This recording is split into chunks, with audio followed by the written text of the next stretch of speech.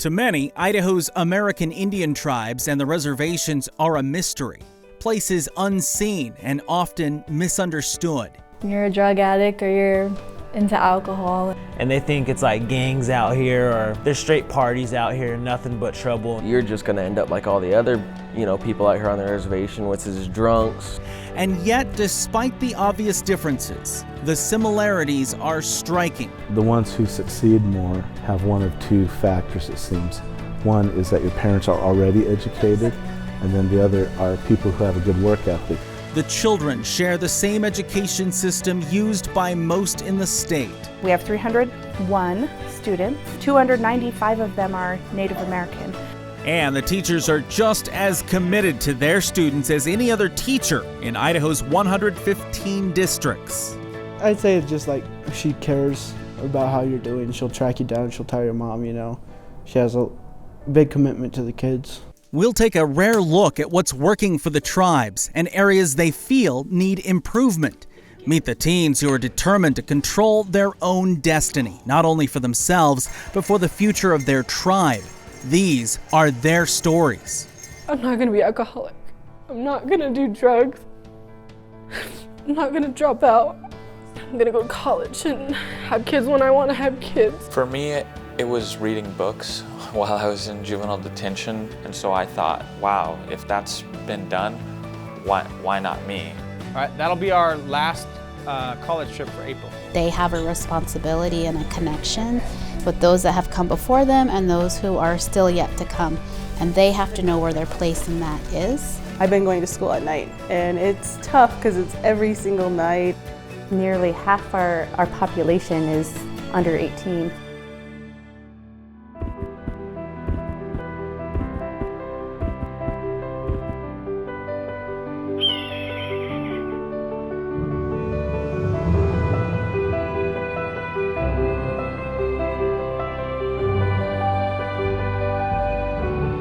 This program is made possible by the U.S. Department of Education through the College Access Challenge Grant in association with the Idaho State Board of Education and the Idaho Public Television Endowment. It's high school track day in the small town of Lapwai.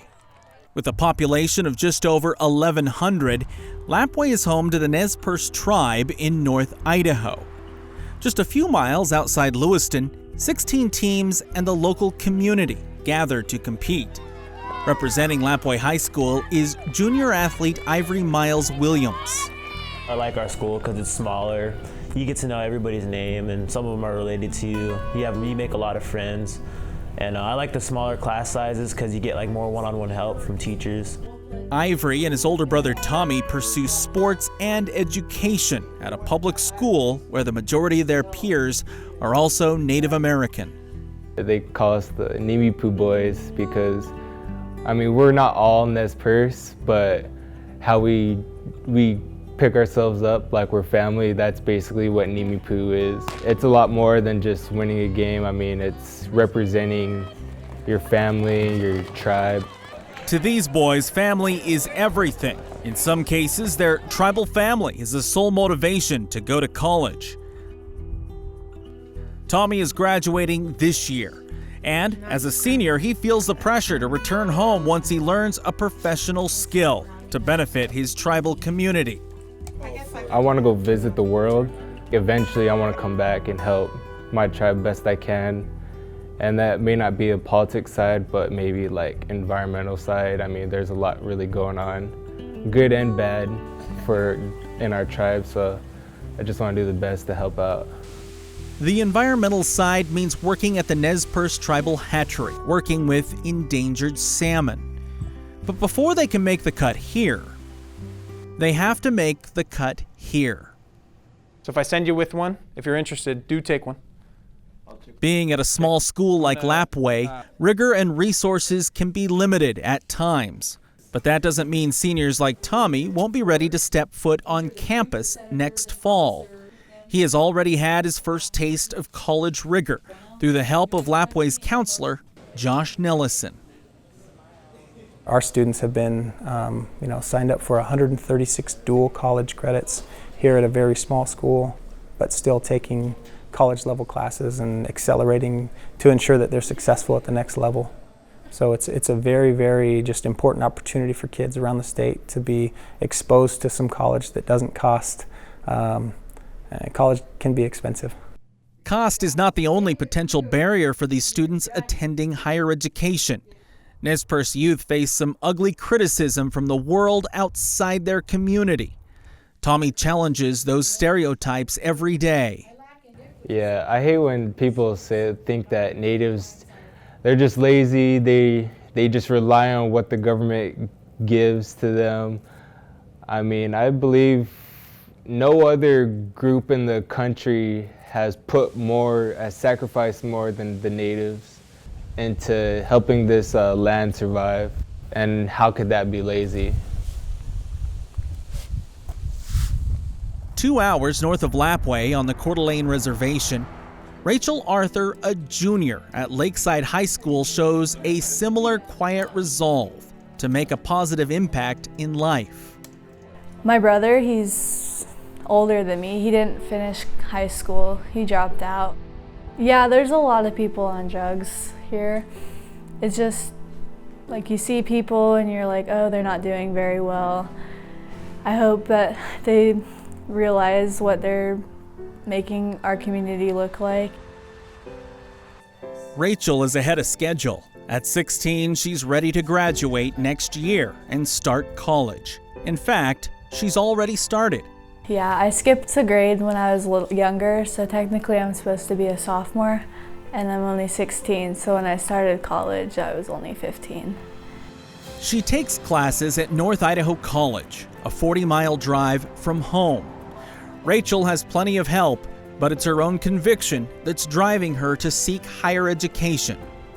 The serious vibe that I get from college and having to turn everything in on time and learning all these skills that will better my life further on. High school is for you to learn to go to college.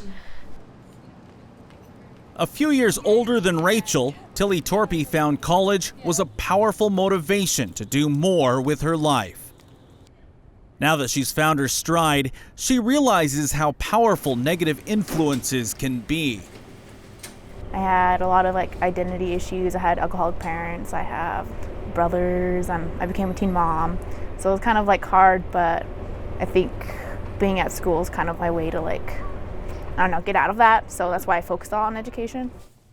Both Tilly and Rachel have some college experience under their belts, and both believe higher education is vital to the future of their tribes. I think a big misconception in Native communities is that college isn't for me. I don't know what I'm going to do. It's different, and I don't feel like I'd fit in. The teens of this generation are the future for their tribes. That brings with it the pressure to hold their tribes together, find ways to add jobs to small towns like Plummer, and to avoid losing their native heritage in the process.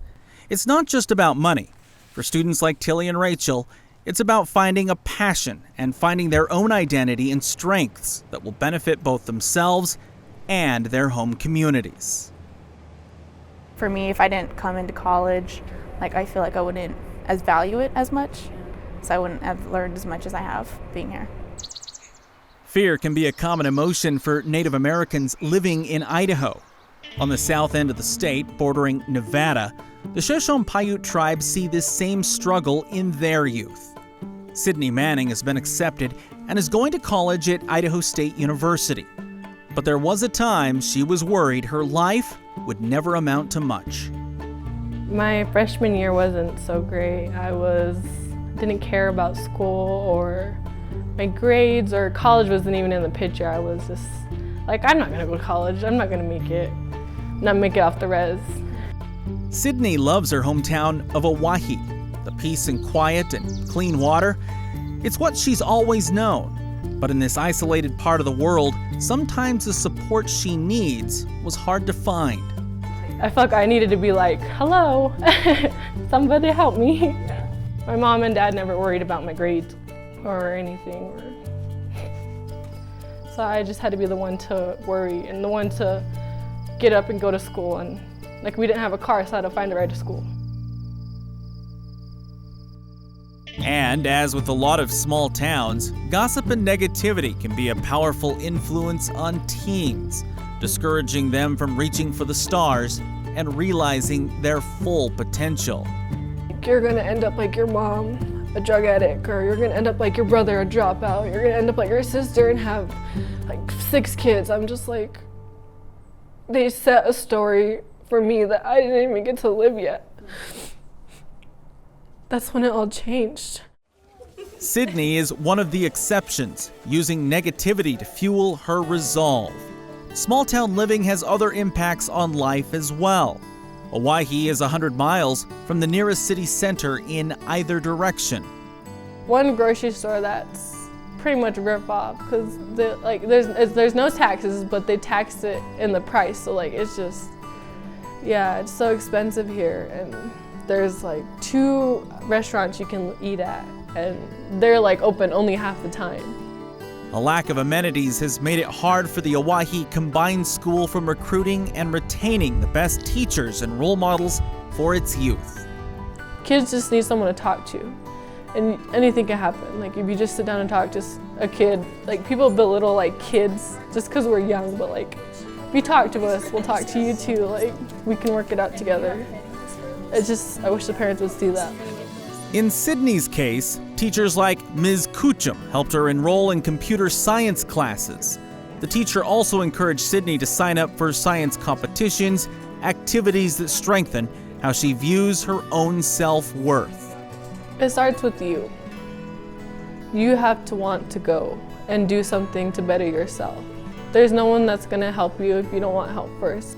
Because the Duck Valley Reservation is so remote, Sydney is naturally gravitating towards leaving the reservation to earn a degree. But her goal is to return to the small desert town and make a profound difference for her tribe. That's a success for school principal Lynn Manning-John. We only have us. In all the world, there's only one of us. And that's it. This is us, all of us. There's 1,200 of us. There are more pandas than that in the world. You know, the kids in this hallway are our future.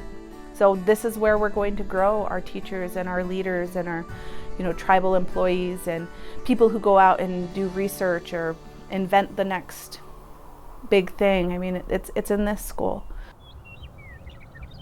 In eastern Idaho, the Fort Hall Reservation is home to the Shoshone-Bannock tribes. Between Blackfoot and Pocatello, these tribes operate their own school district on the reservation and are accountable to all the curriculum standards of a public school. Eric Lords is the Shoshone-Bannock Junior-Senior High School principal and has helped teachers tailor curriculum to the students' local heritage. We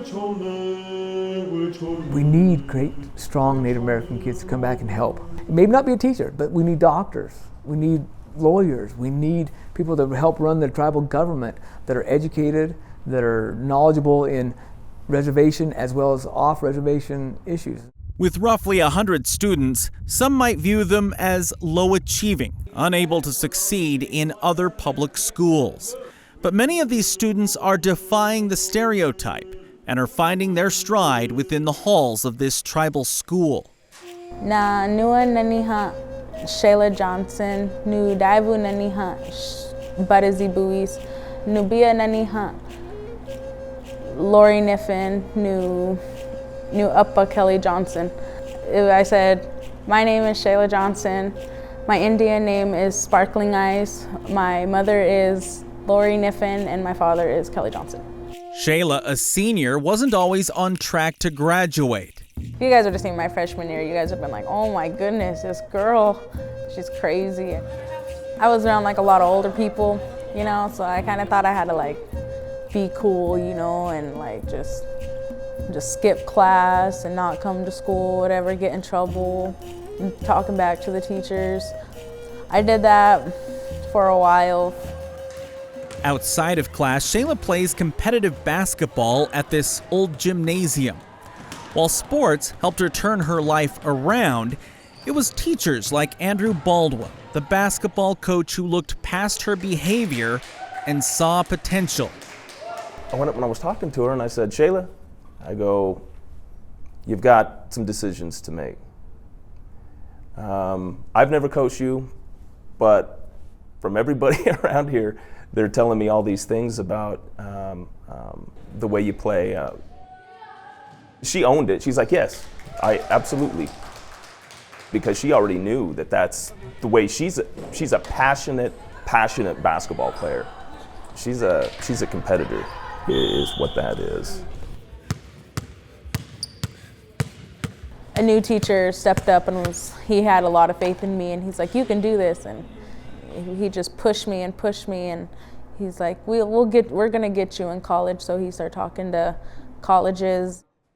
Talon Says, a junior, shares the same goal to graduate with Shayla this year. When told he would never make it to graduation, Talon anxiously sought the help of his school counselor to map a schedule to finish early. So I talked to Casey, and that was our counselor, and she told me that it was possible, but it was going to be a lot of work. So, I mean, I started busting my butt. You know, even when I wasn't at school on the weekends, I was, online classes, every single day. And it was a lot of work, but I mean, it's paid off, so. He credits his parents for much of his success. Well, a lot of it goes to my parents for pushing me, because a lot of times I'd be like, you know what, I'll just wait because this is way too much. And my mom and dad would be like, no, come on, you're so close, you're so close. And so it'd get the drive going and it'd make me, want to finish it. And I guess another big part is all the people that told me I wasn't going to graduate. I had a lot of people tell me, oh, you're never going to be successful in life. You're not going to graduate. You're going to be in jail, So, I mean, I took a lot of that, and moved it to wanting to succeed in life. Talon lives within walking distance from the school. But for many students in Fort Hall, that distance is much greater, both literally and figuratively. Sometimes life just gets in the way. To bridge that gap, the school is working in some familiar practices to both the students and their parents, making them part of the lesson plans. Ernest Wadamy is a school art teacher. His students are preparing to tan animal hides.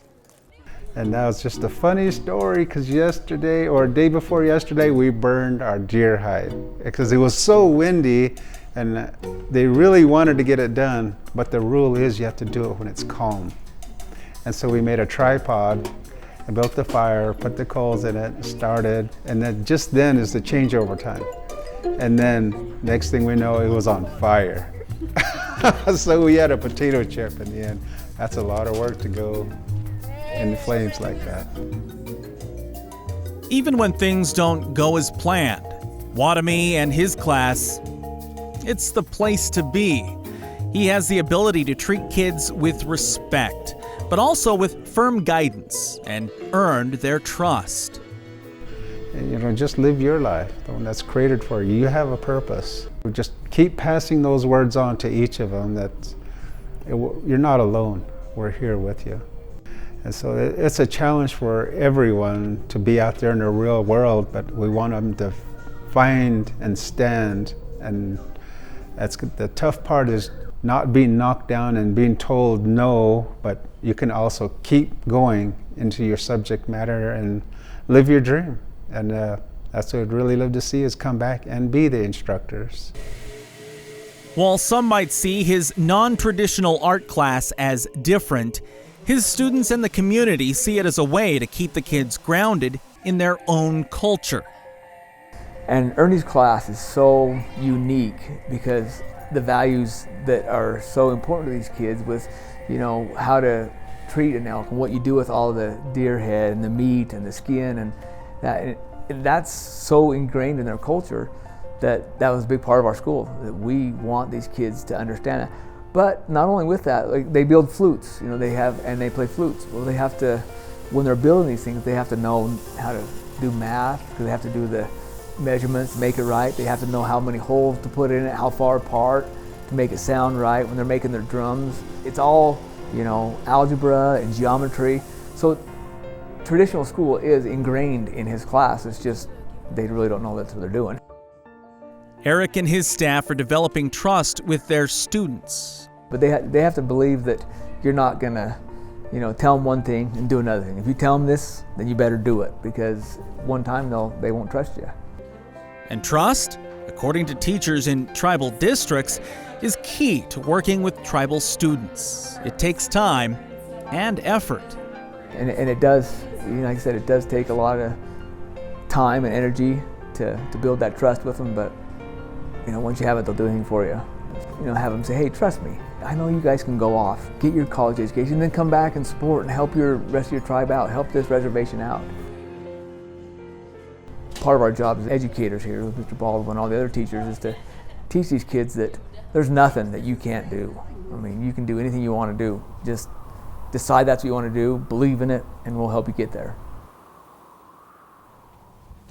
Speaking of time and effort, teachers that serve tribal students are learning about the importance of the Native culture and heritage. When used with traditional teaching methods, it accelerates learning and self-worth. Delisa Pinkham is the principal at Lapwai High School. One of her goals as a new principal is to challenge the one-size-fits-all teaching practice, making it a whole student experience and more conducive to teenagers living on the reservation. Because of our relationship with the Nez Perce tribe, with our heritage, our culture, our traditions, we really focus on being culturally responsive, culturally resonant, culturally relevant in all the decisions and interactions that we make in this school. So a lot of these students won't say Principal Pinkham or Dr. Pinkham, you will hear Auntie. You will see the relationship between our staff and our students in our community is very, very tight-knit. That might be an element that's true of a lot of tribal schools. In Lapwai, the high school isn't just a place for kids during school hours. It's a gathering place for the community, to celebrate success and share a meal. Native parents aren't just important, they're part of the educational and community process. There's also a push to get students comfortable with the idea of leaving the community. That's why many tribes are taking their students off the reservation to visit colleges. So that you could see and know how far away it was from home, what resources would be available to you. If you don't step on a campus, you don't know what to expect. And this made that connection. It was the start of building relational trust between what that campus would look like and building that bridge to home. Many colleges are catering to tribal students by keeping a Native Student Center on campus, like this one at Lewis Clark State College. Bob Sabota is the director of this center. We work with the students coming in, help with the recruitment process of getting them onto campus, feeling comfortable, but also while they're on campus, we help them with retention activities, with student clubs and organizations, with scholarships, with just through our American Indian Center, making them feel a little bit more comfortable and making sure that they're whatever needs they have, we try to assist and point them in the right direction or help them directly. Centers like this one can be found at Idaho State University, Boise State University, the University of Idaho, and Washington State, to name a few. It offers a safe place for Native students who aren't always comfortable being separated from their home communities. A little piece of home away from home. The efforts to be more culturally responsive appears to be paying off. At the National College Signing Day event in Lapwai, more high school seniors are taking the pledge to attend college each year. Seniors like Tommy Miles Williams are visibly supported by the community, their parents, and college recruiters. Native centers are now working on the next problem: how to keep those students in class and ultimately graduate with a degree. Rudy Soto is a member of the Shoshone-Bannock tribe. Today, he works for a member of Congress in Washington, D.C., a job that almost never happened. As a teenager, Rudy found himself on the wrong side of the law. In and out of jail and running around with the wrong crowd, Rudy realized his life was literally going nowhere. Do I want to continue on living my life in trouble, in and out of jail, possibly in prison in the future or dead? Or do I want to be better? His family helped him turn his life around, graduating from high school and attending college at Portland State University.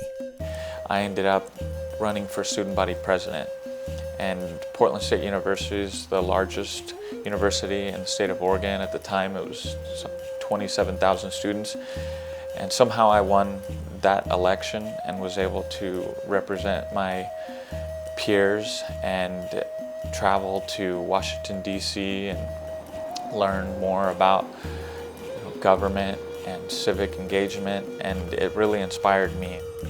Today, Rudy has the benefit of hindsight. He can see his mistakes and wishes there were things he did different. He is full of ideas on how to prevent other youth from making the same mistakes he made growing up. In the realm of education and youth delinquency, I see a lot of kids that are slipping through the cracks that shouldn't be. And if approached in different ways, I think we could really tap into that potential.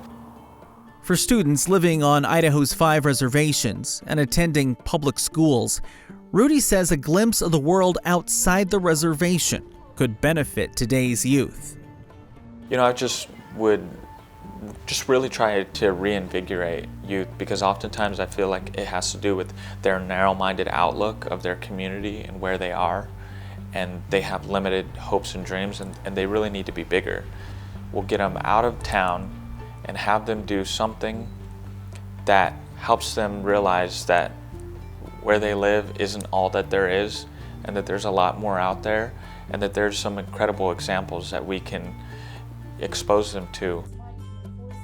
As a freshman, a sophomore in high school, you should be coming up with a 5-year plan.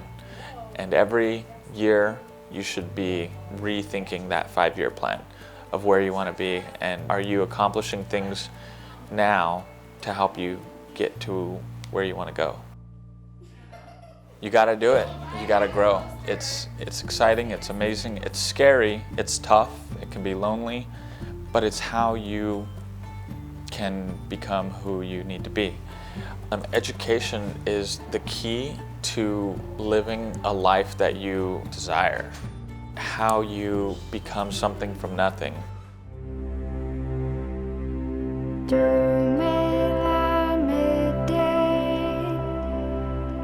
Day